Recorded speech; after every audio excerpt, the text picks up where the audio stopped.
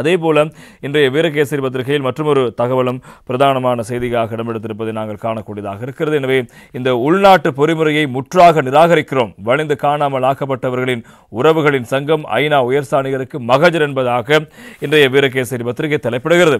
பொறுப்பு குரல் விடயத்தில் உள்நாட்டு விசாரணை பொறிமுறையை முழுமையாக நிராகரிப்பதோடு சர்வதேச குற்றவியல் விசாரணையை நாம் வலியுறுத்துகின்றோம் என குறிப்பிட்டு வடகிழக்கு வலிந்து காணாமல் ஆக்கப்பட்டவர்களின் உறவுகளின் சங்கத்தின் பிரதிநிதிகள் மகஜர் ஒன்றை கையெழுத்திருப்பதாக அந்த செய்தியும் தொடர்வதை நாங்கள் காணக்கூடியதாக இருக்கிறது.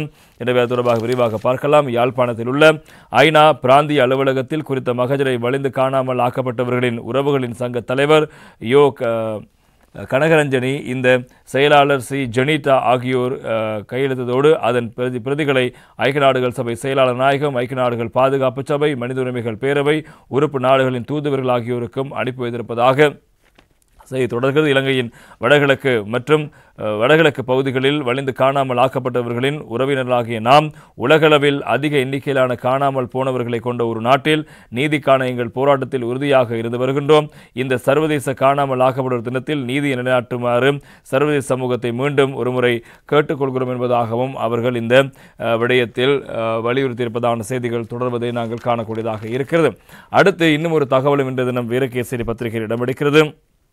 உண்மையை அறிந்து கொள்ளும் உரிமை வலிந்து காணாமல் ஆக்கப்பட்டவர்களின் உறவுகளுக்கு உண்டு, இலங்கை மனித உரிமைகள் ஆணைக்குழு வலியுறுத்தல் என்பதாக வீரகேசரி பத்திரிகை இன்னும் ஒரு தலைப்பை விடுகிறது.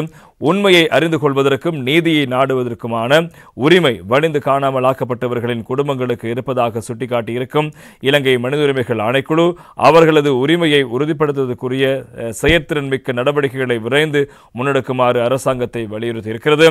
வலிந்து காணாமல் ஆக்கப்பட்டவர்களால் பாதிக்கப்பட்டோருக்கான சர்வதேச முன்னிட்டு இலங்கை மனித உரிமைகள் ஆணைக்குழுவால் வெளியிடப்பட்டிருக்கும் அறிக்கையில் மேலும் இந்த விடயங்கள் கூறப்பட்டிருக்கிறது. வருடாந்தம் ஆகஸ்ட் மாதம் 30ஆம் தேதி வலிந்து காணாமல் ஆக்கப்பட்டவர்களுக்காக பாதிக்கப்பட்டோருக்கான சர்வதேச தினமாக பிரகடனப்படுத்தப்பட்டிருக்கிறது. அரசு அதிகாரிகள் அல்லது அவர்களால் கட்டளையிடப்படுவதால் ரகசியமாக கடத்தப்பட்டு இவ்வாறு இந்த விடயத்தில் பாதிக்கப்பட்டவர்களுக்கான ஒரு தினமாக தினம் இருக்கிறது. எனவே அதன் அடிப்படையில் தான் இந்த விவகாரம் குறித்தான விசாரணைகள் தற்போது இங்கே முன்னெடுக்கப்படுகிறது. எனவே பின்னர் அவர்கள் எங்கே என்பது பற்றிய உண்மையை வெளிப்படுத்துவதற்கு மறுப்பதன் ஊடாக நிகழும் வலிந்து காணாமலாக்கப்பட்டவர்கள் பற்றியும் அதனால் அவர்களது குடும்பத்தினர் மற்றும் அவர்கள் சார்ந்த சமூகத்துக்கு ஏற்படும் தாக்கங்கள் பற்றியும் விழிப்புணர்வூட்டும் நோக்கில் இத்தினம் 2010ஆம் ஆண்டு ஐக்கிய நாடுகள் பொதுச்சபையின் பிரகடனப்படுத்தப்பட்டது. இது வலிந்து காணாமலாக்குவதை நிறுத்துமாறும் அத்தகைய சம்பவங்கள் தொடர்பில் விசாரணைகளை மேற்கொள்ளுமாறும் குற்றவாளிகளை தண்டிக்குமாறும் உண்மையை வெளிப்படுத்துமாறும் பொறுப்புகளை உறுதிப்படுத்துமாறும் பாதிக்கப்பட்ட தரப்பினருக்கான இழப்பீட்டை வழங்குமாறும் வலிந்து காணாமலாக்கப்படுகிறது சகல தரப்பினரை பாதுகாப்பதற்கான சர்வதேச பிரகடனத்தை உரியவாறு பின்பற்றுமாறும் அரசுகளை வலியுறுத்துவதற்கான தினமாக தினம் இருப்பதாக இலங்கை மனித உரிமைகள் ஆணைக்குழு சுட்டிக்காட்டுகிறது.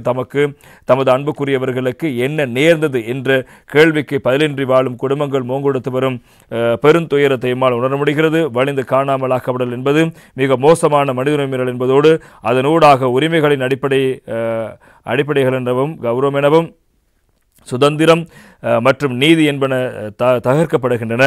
இலங்கையை பொறுத்தமட்டில் வலிந்து காணாமல் ஆக்கப்படல் என்பது தீவிர கரிசனைக்குரிய மனித உரிமைச்சார் பிரச்சனையாக காணப்படுவதாக நாம் தொடர்ச்சியாக சுட்டிக்காட்டியிருக்கின்றோம். விவகாரம் தொடர்பில் செயற்திறன்மிக்க விசாரணைகளை முன்னெடுத்தல், உண்மைகளை கண்டறிதல், இழப்பீடுகளை வழங்கல் மற்றும் பொறுப்புகளை உறுதி செய்தல் என்பன அரசின் பொறுப்பு எனவும் நாம் தொடர்ச்சியாக வலியுறுத்தி வருகின்றோம். உண்மையை அறிந்து கொள்வதற்கும் நீதியை நாடுவதற்குமான உரிமை வலிந்து காணாமல் ஆக்கப்பட்ட குடும்பங்களுக்கு இருக்கிறது என்பதாக இலங்கை மனித உரிமைகள் ஆணைக்குழுவும் இந்த விடயத்தில் இவ்வாறான கருத்தை முன்வைத்திருப்பதாக அந்த செய்திகளும் தொடர்வதை நாங்கள் காணக்கூடியதாக இருக்கிறது.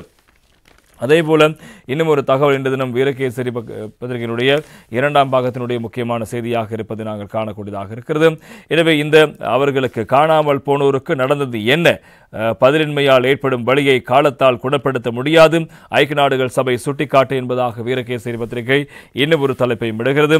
அன்புக்குரியவர் ஒருவருக்கு என்ன நேர்ந்தது என்ற கேள்விக்கு உரிய பதில் வழங்கப்படாமல் இருப்பதனால் ஏற்படும் காயத்தின் வழியை காலத்தால் மாத்திரம் குணப்படுத்திவிட முடியாது. உண்மையையும் நீதியும் உறுதிப்படுத்தப்படாது விடுத்து அந்த வழி மேலும் தீவிரமடையும் என ஐக்கிய நாடுகள் சபையின் இலங்கைக்கான காரியாலயம் தெரிவித்திருப்பதான செய்திகளும் பிரதானமாக இன்று தினம் பத்திரிகைகளில் இடம்பெடுத்திருப்பதை நாங்கள் காணக்கூடியதாக இருக்கிறது. எனவே மேலும் சில விடயங்களும் இங்கே சுட்டிக்காட்டப்படுகின்றன. எனவே அதனுடைய இலங்கைக்கான பதிவிட பிரதிநிதி மார்க் ஆண்ட்ரூ பிரான்ஸை சுட்டிக்காட்டியிருக்கிறார். வலிந்து காணாமல் ஆக்கப்பட்டவர்கள் பாதிக்கப்பட்டோருக்கான சர்வே தினத்தை முன்னிட்டு நேற்று சனிக்கிழமை மார்க் ஆண்ட்ரூ பிரான்ஸில் வெளியிடப்பட்டிருக்கின்ற அறிக்கையில் இந்த விடயங்கள் சுட்டிக்காட்டப்படுகிறது. இலங்கை முழுவதிலும் வலிந்து காணாமல் ஆக்கப்பட்ட ஆயிரக்கணக்கானோருக்கு என்ன நேர்ந்தது என்பது இன்னமும் தெரியவில்லை. இதனால் ஏற்பட்ட காயம் அமைதியினாலும் உரிய நடவடிக்கைகள் எடுக்கப்படாமையினாலும் தன்னிலைகளிலிருந்து விடுபடும் போக்கு தொடர்வதனாலும் இன்னமும் ஆறாமல் இருக்கிறது. எனவே அன்புக்குரியவர் ஒருவருக்கு என்ன நேர்ந்தது என்ற கேள்விக்குரிய பதில் வழங்கப்படாமல் இருப்பதனால் ஏற்படும் காயத்தின் வலியை காலத்தினால் மாத்திரம் குணப்படுத்திவிட முடியாது.